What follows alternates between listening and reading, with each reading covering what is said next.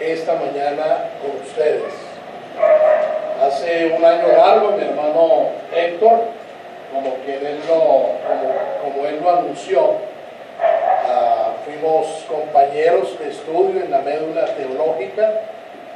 Fui grandemente bendecido al conocer a varios hermanos de Medellín, de manera especial mi hermano Héctor, quien en su momento me dio testimonio de sencillez, de amor, de servicio, de humildad, entre otras cosas. Hace un año,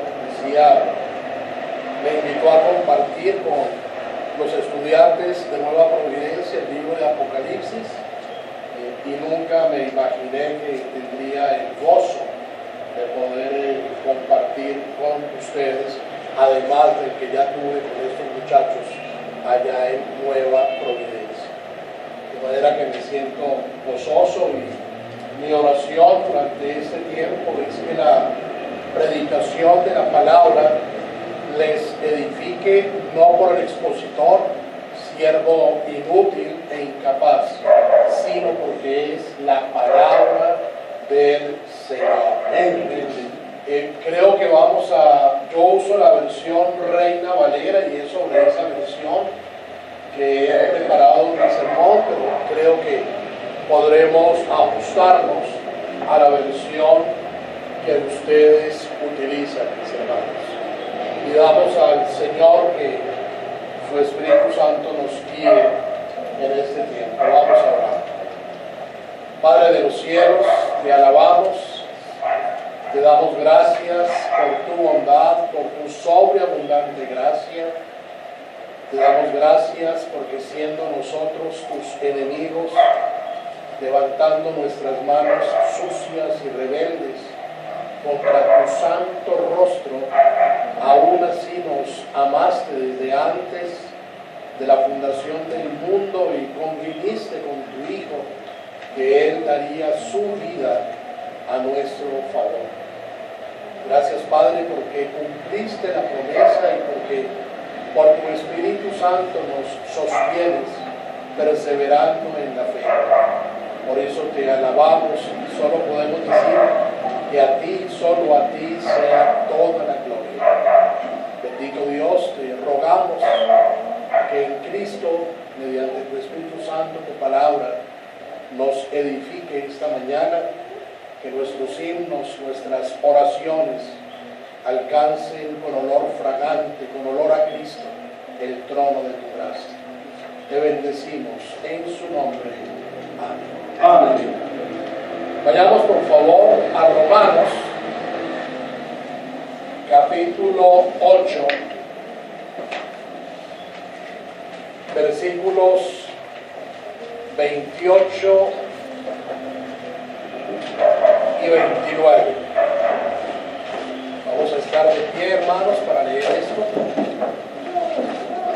Dice la palabra del Señor en Romanos: y sabemos que a los que aman a Dios, todas las cosas les ayudan a bien.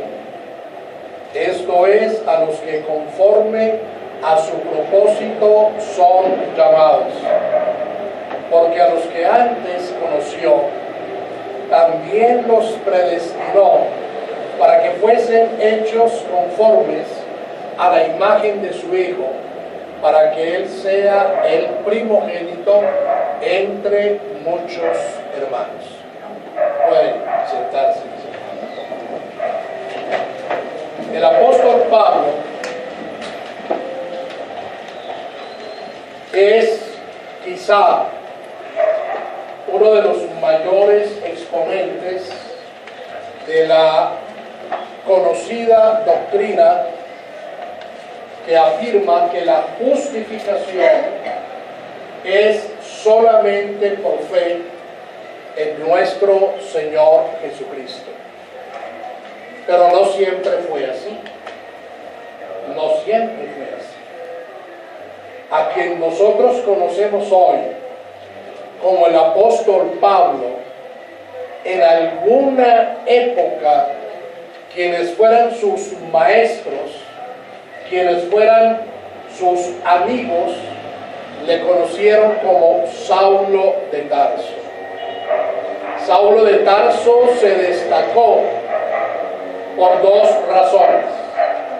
La número uno, porque fue un hombre muy inteligente, muy estudioso, gran conocedor de la ley, porque era un hombre que tenía la capacidad de discutir con otros conocedores, de defender las doctrinas para ellos en ese momento de la salvación mediante obras y en guardar celosamente unos preceptos que los fariseos a lo largo de los años habían afirmado sin fundamento bíblico eran necesarios para ser salvos.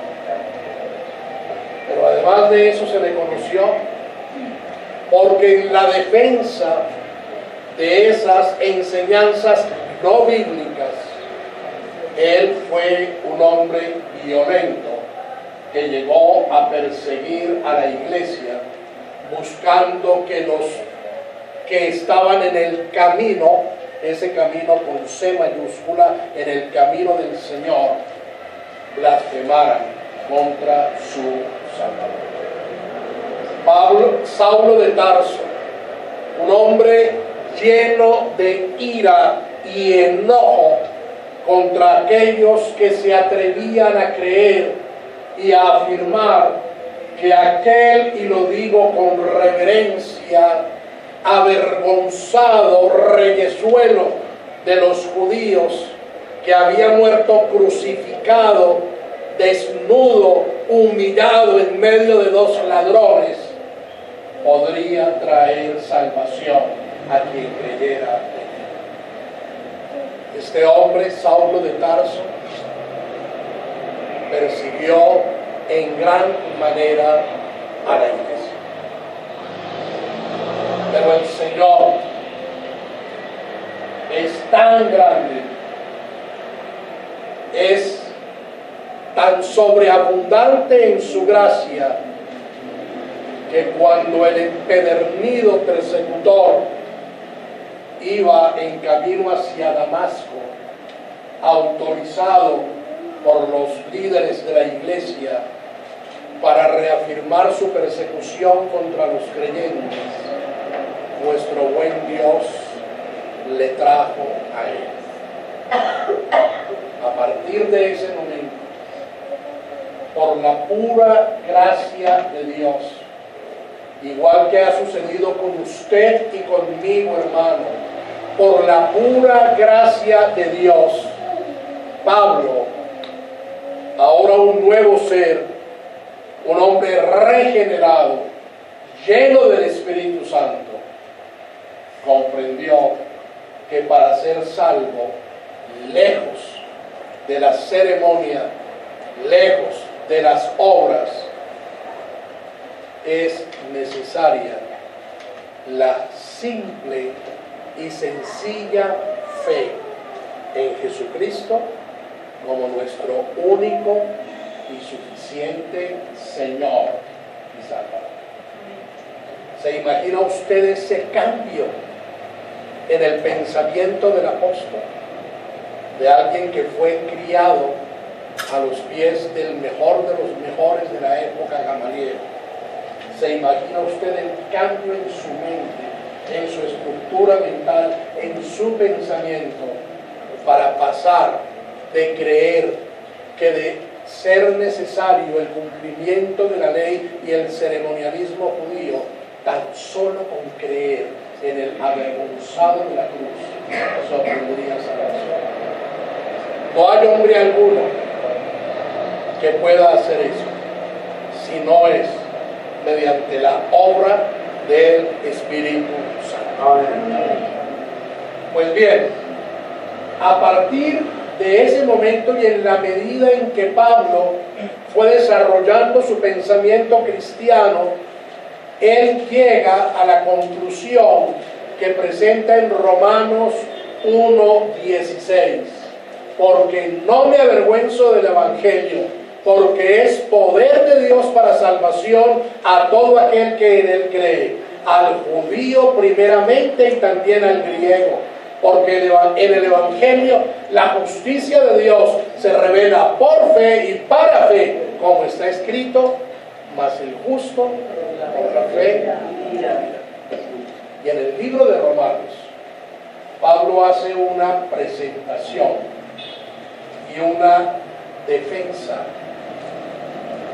de esa doctrina, la doctrina de la justificación por la sola fe, que en muy breves palabras enseña que en la cruz nuestro Señor Jesucristo fue objeto de la ira de Dios, porque a Él se le imputaron sus pecados y los míos y los de todo aquel por quienes Él murió allí. De tal manera que sus pecados pasados, presentes y futuros, los de todos los creyentes, de todas las épocas, de todos los lugares de la tierra, le fueron acreditados a Jesucristo.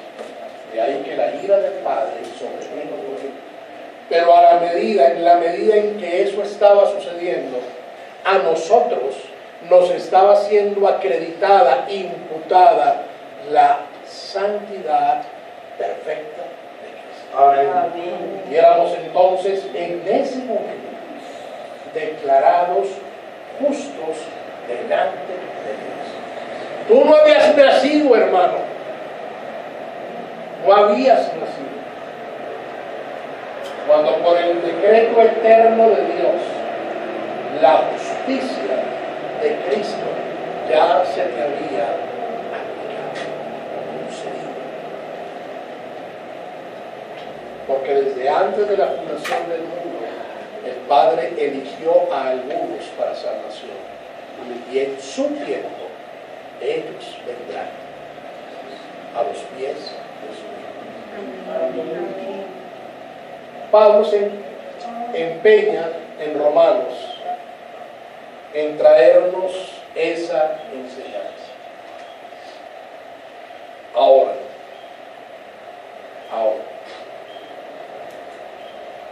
si el Padre hizo todo lo que hizo, si desde antes de la fundación del mundo eligió a algunos para salvación, si desde antes de la fundación del mundo, en lo que llamamos un acuerdo intertrinitario, se concluyó que el Hijo daría su vida a favor de esos amados del Padre, si somos objeto de la gracia de Dios, ¿cómo es posible, hermano, que usted y yo, con más frecuencia de la que quisiéramos, suframos?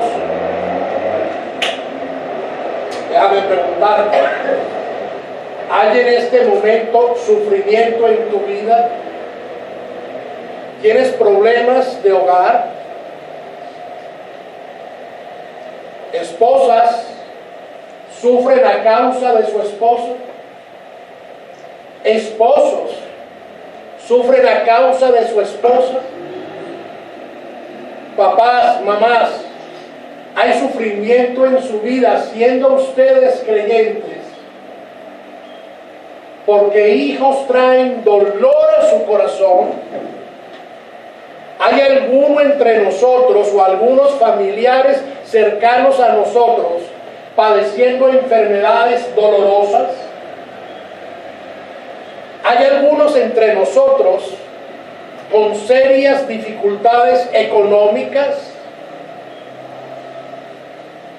¿Hay alguno entre nosotros que no sabe hoy cómo va a llevar alimento a su casa? Si desde antes de la fundación del mundo el Padre nos eligió para salvación, ¿cómo es posible que ese Padre que entregó a su Hijo Jesucristo a morir en una cruz, avergonzado como fue avergonzado, en medio de dolores como los que Él sufrió, cómo es posible que ese Padre permita, disponga que en la vida del creyente haya sufrimiento. Jóvenes sufriendo porque quieren ir y no pueden ir a la universidad. Profesionales que recién se quieren iniciar en su vida laboral y no encuentran un trabajo. En primer lugar, mis hermanos, en ningún lugar de las Escrituras dice que los creyentes estaremos exentos de sufrimiento y de dificultades. Al contrario, nuestro Señor Jesucristo dijo que para aquellos que le amamos habrá especial sufrimiento y dolor por causa de la fe en Él. En Romanos, capítulo 8, versículos 28 y 29, el apóstol, guiado por el Espíritu Santo, hace una afirmación y luego nos presenta un propósito con propósito. Vamos a mirar. Dice el apóstol, afirma de manera categórica: y sabemos que a los que aman a Dios, todas las cosas les ayudan a bien, esto es, a los que conforme a su propósito son llamados. Comienza el apóstol diciendo que tenemos una certeza que no deja la menor duda. Por eso dice sabemos. ¿Y quiénes sabemos? Los hijos de Dios, porque la carta a Romanos fue escrita a una iglesia. El apóstol está diciendo que nosotros, los hijos de Dios, aunque a veces nos parezca, por nuestro limitado conocimiento, aunque a veces nos parezca que no todo lo que nos sucede nos ayuda a bien, con el término sabemos, dice él, podemos tener la absoluta seguridad, sin la menor duda, de que todo ser humano que ame a Dios, a ese ser humano, todo será para su bienestar. Amén. Y eso incluye dificultades como las que he mencionado. Pero él está hablando de aquí de unas personas muy especiales. Y sabemos que a los que aman a Dios, aquellos que han nacido de nuevo. Déjeme ir un poco hacia atrás. Aquí estamos hablando de personas como usted y como yo, que durante algún tiempo de nuestra vida fuimos furibundos enemigos de Dios. Fuimos los Saulos de Tarso, que levantábamos nuestra espada contra las cosas de Dios. Nosotros fuimos, hermanos, aquellos que en Romanos 1, 18 al 32 se describen en una espiral de pecado que llevan a tal profundidad que al final en el versículo 32, y ese eras tú, y ese era yo, y ese era tu pastor Héctor y mi esposa. Dice allí, quienes habiendo entendido el juicio de Dios, que los que practican tales cosas son dignos de muerte, no solo las hacen, sino que también se complacen con quienes las practican. Pablo está diciendo en Romanos 8, y sabemos que a los que aman a Dios, personas de ese talante, personas de ese carácter, para quienes lo único que había en su horizonte era el infierno por los siglos de los siglos, pero que por la bondad de nuestro buen Dios, mediante la obra del Espíritu Santo, nos fue concedido el don de la fe, el don del arrepentimiento, y mediante el Espíritu Santo nacimos de nuevo.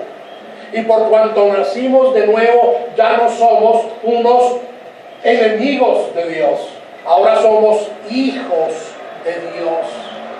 En Cristo fue restaurada la paz que por Adán perdimos por el pecado. Dice Pablo, y sabemos que estas personas que han nacido de nuevo por la obra de Dios aman a Dios, no por nuestro mérito personal, no que haya algo en nosotros que quisiera amar a Dios, no queríamos, no podíamos amar a Dios. Pero gracias a su Espíritu Santo, por la sobreabundante gracia de Dios, ahora amamos a Dios. De ellos, note la palabra que dice Pablo, que usa Pablo. Todas las cosas. Todas las cosas. Y esto lo está diciendo Pablo cuando él mismo tendría razones para no afirmarlo. No vamos a ir en este momento, pero les sugiero revisar después 2 Corintios capítulo 11, versículos 24 al 32, donde Pablo dice que en razón de su vida cristiana y de su ministerio ha sido azotado, apresado, apedreado, ha tenido grandes trabajos, ha debido algunas veces trabajar hasta la fatiga, ha sufrido desvelos, ha sido desacreditado. Ese Pablo que tuvo que salir huyendo una noche para salvar su vida. Ese Pablo que sufrió muchas veces, que sufrió varios naufragios. Ese Pablo está diciendo que tenemos la certeza absoluta que a los que aman a Dios, todas las cosas les ayudan a bien. Es decir, lo que conocemos como la providencia de Dios, el gobierno de Dios. Hermano, hermana, estás teniendo problemas con tu esposo. No es la voluntad de Dios, pero no está por fuera del control de Dios. Amén. Estás teniendo problemas con tus hijos. No es la voluntad de Dios, pero no está por fuera de su control. La Biblia dice a los hijos, honrad a padre y madre. Esa es la voluntad de Dios.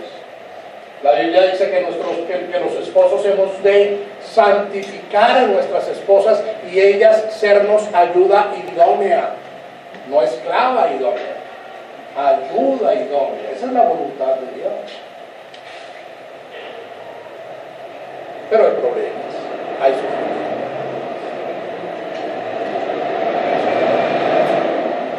Así que mis queridos hermanos, todo cuanto está sucediendo en tu vida, enfermedad, falta de trabajo, problemas familiares, problemas en el trabajo, dificultades económicas, malos entendidos aún entre los hermanos, asuntos que te causan dolor, que te causan sufrimiento, dice Pablo, todas las cosas les ayudan a bien. Pero no solamente en el sentido negativo en que lo he mencionado. Acabas de ganar una beca, acabas de entrar a un mejor trabajo, te acaban de subir el sueldo.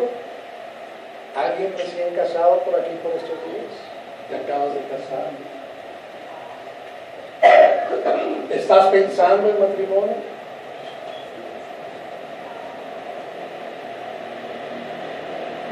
¿Acabas de comprar una nueva casa? Todas las cosas te ayudan a bien. ¿Y quiénes son esos todos? Y sabemos que a los que aman a Dios, todas las cosas les ayudan a bien. Y pasa a explicar Pablo, esto es, a los que conforme a su propósito son llamados. Desde antes de la fundación del mundo, desde antes que el Padre dijera, sea la luz, ya en su decreto eterno, por cuanto eres soberano, por cuanto Él es inmutable, Él había decidido llamar a algunos de esos pecadores para que por gracia fuéramos salvos.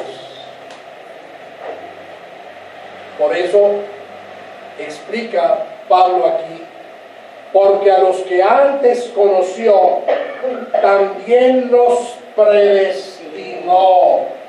Porque a los que antes conoció, ¿quiénes? Vayamos a Efesios capítulo 1, versículo 5. Efesios 1, 5. En amor, habiéndonos, ¿quiénes? Los creyentes, predestinados para ser adoptados hijos suyos, por medio de Jesucristo, según el puro afecto de su voluntad. Antes de la creación, en la eternidad pasada, Dios amó. A eso hace referencia el término conoció, porque a los que antes conoció, antes de todo lo que he mencionado, Dios amó de manera especial a algunas personas, entre ellas los creyentes que hoy hay aquí con nosotros. Antes de la fundación del mundo. Aquí el término conoció hace referencia a un amor muy especial, a un amor íntimo. No se trata aquí de un conocimiento intelectual. Cuando dice a los que antes conoció, no es que Dios supiera, que de hecho sí lo sabía porque Él lo decretó, pero no es porque Él lo supiera que iba a haber un hombre de 1,80, gordito, larguito. No es un conocimiento intelectual. No es, cuando Pablo dice aquí a los que antes conoció, no está haciendo referencia a que por su omnisciencia el Padre como que viajó al futuro y entonces allí vio que algunos creerían y se regresó a su eternidad pasada y entonces decretó la salvación de aquellos que Él supo que iban a creer. No es por eso, porque es que no fue eso lo que sucedió.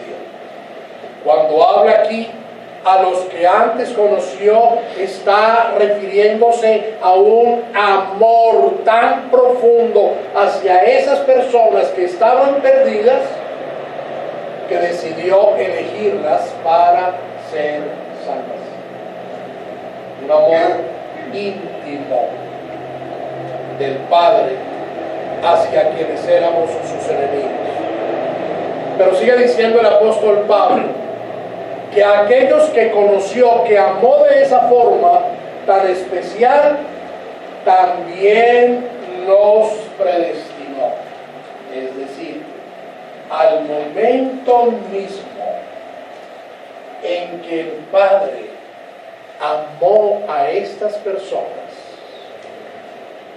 en esta parte del texto, porque es mucho más de lo que estamos estudiando esta mañana, a aquellos que el Padre conoció, para ellos Él tomó unas ciertas decisiones.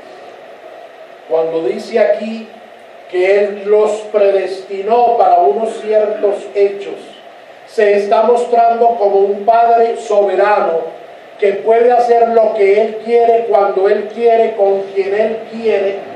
Nadie hay que pueda decirle a Dios por qué hiciste o por qué no hiciste.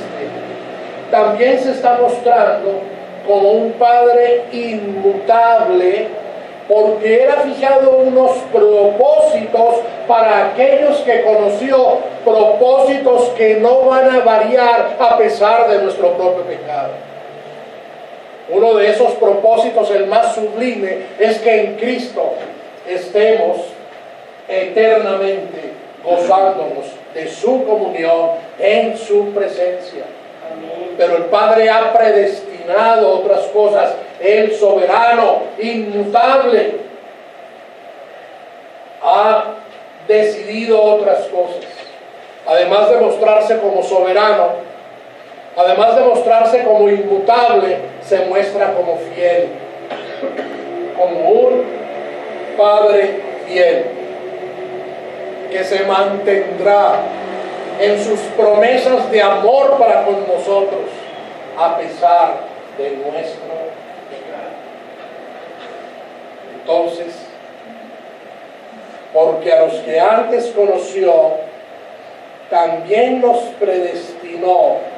Y mire usted, el objetivo de nuestro Padre Celestial, desde antes de la creación del mundo, para que fuésemos hechos conforme a la imagen de su Hijo. Ahí está. Todo cuanto está sucediendo en tu vida, hermano, tiene el propósito de que tú seas hecho conforme a la imagen de tu Hijo. Nuestro Padre Celestial, cuando creó al hombre, tuvo la intención de que la tierra, nuestro Padre Celestial, cuando creó al hombre, tuvo la intención de que nuestra tierra se llenara de hombres conforme a su imagen y semejanza. Vayamos a Génesis, capítulo 1, versículos 26, 27, 28. 26, 27 y 28. Note en el versículo 26 la intención de Dios. Hagamos al hombre a nuestra imagen, conforme a nuestra semejanza. Note en el versículo 27 la acción de Dios. Y creó Dios al hombre a su imagen. A imagen de Dios los creó. Y note en el versículo 28 la bendición de Dios. Y los bendijo Dios y les dijo: fructificad y multiplicaos. Y esto está en un escenario de santidad, porque aún no había entrado el pecado en el mundo. El Padre diciéndole al hombre: fructifica, multiplícate, llena la tierra. ¿Llénala de qué? De hijos santos, porque aún no haya pecado. Amén. El propósito del Padre era que la tierra en la que nosotros estamos viviendo fuera llena de santos hombres y mujeres, y que cuando usted viera caminar por la esquina de allá a cualquier persona, esa persona le reflejara a usted al Padre. Amén. Usted viera en esa persona el amor del Padre. Amén. La bondad del Padre, la gracia del Padre, la santidad del Padre. Amén. Por eso aquí en Génesis dice que su intención y su acción fue crear al hombre a su imagen y semejanza, y luego viene esa bendición: fructifica, multiplícate, para que cualquier ser humano que veía a otro ser humano, en él viera la imagen del Padre. Pero las cosas no fueron de esa manera. No entendemos el decreto del Padre que permitió que el pecado entrara por Adán. Si usted va a Génesis capítulo 5, ahora en un contexto de pecado, dice allí en el versículo 1, este es el libro de las generaciones de Adán. El día en que creó Dios al hombre a semejanza de Dios lo hizo, varón y hembra los creó y los bendijo, y llamó el nombre de ellos Adán el día en que fueron creados. Note ahora el versículo 3. Y vivió Adán 130 años y engendró un hijo a su semejanza, conforme a su imagen. Y no estamos hablando de una imagen física, estamos hablando de una imagen espiritual.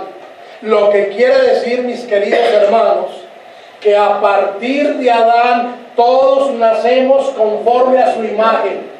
Como bien lo explica Efesios, muertos en delitos y pecados. Así que, volviendo a Romanos, cuando en Romanos 8 el apóstol, inspirado por el Espíritu Santo, está diciendo que aquel que nos predestinó conforme a su propósito, porque a los que antes conoció también nos predestinó, nos ha predestinado para que ahora nosotros seamos a la imagen de Cristo. Amén. La que perdimos en el Edén por Adán, ahora el Padre quiere, y lo definió desde antes de la fundación del mundo. Esa es su voluntad, que usted y yo seamos a la imagen de su Hijo Jesucristo. Que por donde usted y yo, creyente, vamos caminando, quede olor a Cristo. Amén. Que lo que usted y yo vamos hablando deje olor a Cristo.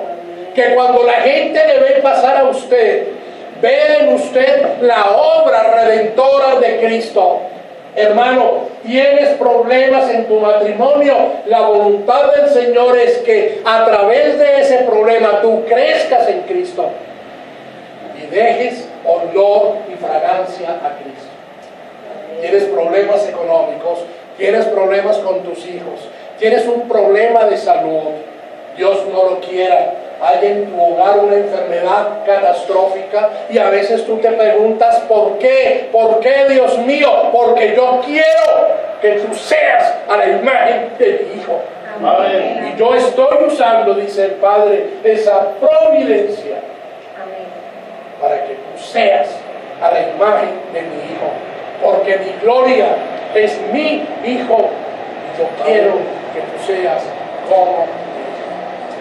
Pero hermano, detrás o adelante, no sé, de ese propósito, hay uno muchísimo más sublime. El Padre no se queda solamente con el deseo de que tú y yo seamos hechos conforme a la imagen de su Hijo. Hay algo más grandioso allí. Hay algo más majestuoso allí. Dice, ¿para qué? ¿Quién? Él. ¿Quién es Él? Tu Señor, tu Salvador. Para que Él sea el primogénito entre muchos. ¡Wow! Que desde antes de la fundación del mundo, el Padre te haya elegido para salvación, que te esté trayendo de providencia en providencia a lo largo de tu vida, para que tú reflejes a quienes te conocen la obra redentora de Cristo, pero con un propósito mucho mayor, para que Él sea el primogénito entre muchos hermanos. A hoy hemos perdido el concepto de la primogenitura. Para nosotros hoy ya no es tan importante el lugar de nacimiento dentro de una familia.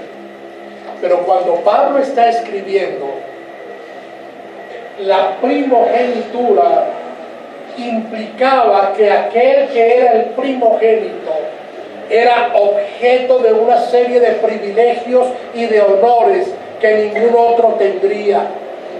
Tomaría ciertas decisiones, tendría una mejor formación. A la muerte de su padre, en la repartición de la herencia, él recibiría una porción mayor. El primogénito era digno de un honor especial. Por eso el enojo de los hermanos de José, porque José no era el primogénito, pero era objeto de un amor especial de parte de su padre. Por eso el pecado tan grave de Esaú, al vender la primogenitura, El problema aquí no es un plato de lentejas, habría podido ser un plato de caviar. El problema grave aquí es que Esaú despreció un honor que a él le correspondía y lo dio a un precio tan bajo que se conformó.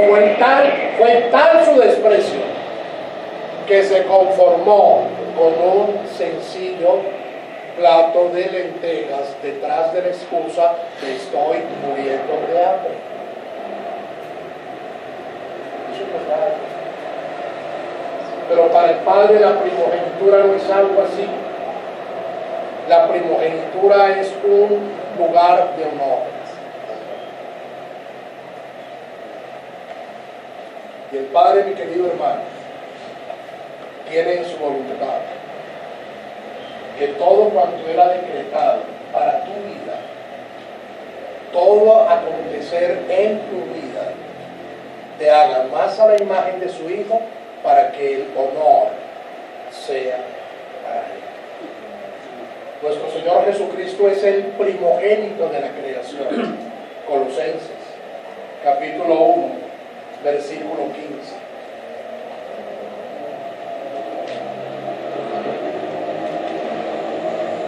Él es la imagen del Dios invisible, el primogénito de toda creación. Él es el primogénito entre los muertos. Apocalipsis, capítulo 1, versículo 15.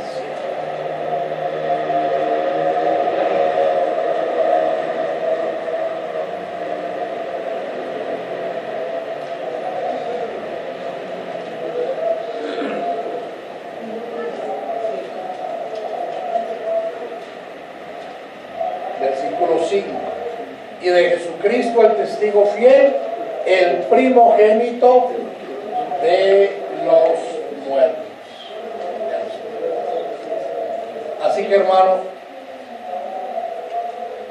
por supuesto debemos trabajar buscando resolver las situaciones de nuestro diario vivir. Si tenemos dificultades en nuestro matrimonio, necesitamos reconocer cuál es nuestra responsabilidad, manejarlo con humildad y con gracia, venir al discipulado para matrimonios que se está anunciando.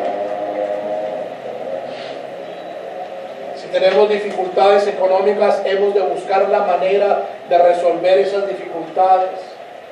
Si tenemos problemas de salud, hemos de acudir a los mecanismos que Dios ha dispuesto para aliviar ese sufrimiento. Pero lo que siempre debe estar en nuestra mente es que todo cuanto sucede tiene por objetivo la gloria del Hijo. La gloria del Hijo. A veces cuando vienen esas situaciones difíciles a nuestra vida, nos preguntamos, ¿por qué a mí? ¿Por qué me pasa a mí? Cuando vamos creciendo en la vida cristiana, cambiamos esa pregunta: Padre, ¿cuál es el propósito de esta providencia que se da en mi vida? Ahora debemos cambiar de nuevo la pregunta, hermanos. Ahora la pregunta ha de ser: ¿cómo le daré la gloria a Cristo? A través de la resolución de esta providencia. Y bueno, hay muchas maneras que no vamos a tocar aquí. Si tú eres un hijo de Dios, gózate en las providencias que Dios trae para ti, sean dolorosas o sean de gozo, porque son en los dos sentidos. Y busca, hermano, honrar el nombre de tu Salvador a través de esas providencias. Y si en esta mañana hay entre nosotros algunos que no han creído en Jesucristo como Señor y Salvador, ustedes esta mañana no están aquí por un azar del destino. No están aquí perdónenme la expresión que voy a usar, no sé si se conoce aquí en Antioquia, de chiripa. Si entre nosotros esta mañana hay algunos que no han creído en Cristo, usted está aquí porque el Padre de los cielos le está extendiendo gracia para que usted venga a conocer, a saber que el Hijo de Dios, Jesucristo, murió en la cruz para salvar, para rescatar de pecado a todo aquel que cree en Él como suficiente Señor y Salvador. Si usted no es creyente, le animo, le exhorto, le suplico que tome la mano cargada de gracia del Padre que hoy le ha concedido de escuchar el Evangelio. Que reconozca que usted por sí mismo nunca vendrá a Dios, pero que Dios esta mañana ha venido a usted. Y suplique a ese Dios y pida después a su pastor que le explique más en detalle el Evangelio. Por si el Señor tiene gracia de usted y le concede el don del arrepentimiento, el don de la fe. Vamos a orar. Padre Santo, te alabamos.